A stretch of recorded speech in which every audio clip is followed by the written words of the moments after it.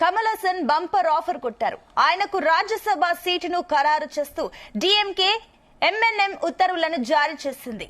2024 లోక్సభ ఎన్నికల సమయంలో డీఎంకేతో కుదిరిన ఒప్పందం ప్రకారం డీఎంకే ఈ నిర్ణయం తీసుకుంది.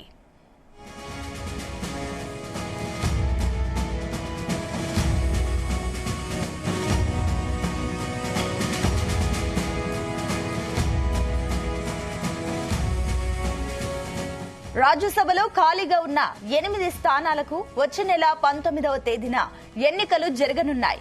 ఇందులో 6 తమిళనాడు నుంచి, 2 అసోం నుంచి ఉన్నాయి.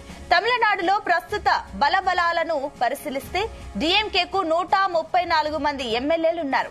ఈ లెక్కన 6 సీట్లలో 4ంటిని డీఎంకే, మరో 2ంటిని అన్నా డీఎంకే దక్కించుకునే అవకాశాలు స్పష్టంగా ఉన్నాయి.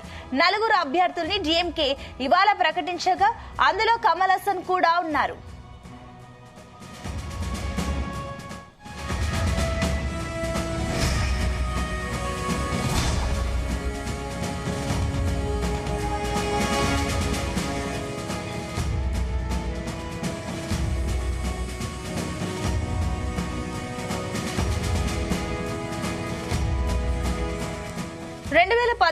ఫిబ్రవరి 21న కమల్ హాసన్ ఎన్ఎంఎం పార్టీని మదురైలో స్థాపించారు. అప్పటి నుంచి ఏ ఎన్నికల్లోనూ ఆ పార్టీ ప్రభావం చూపెట్టలేకపోయింది.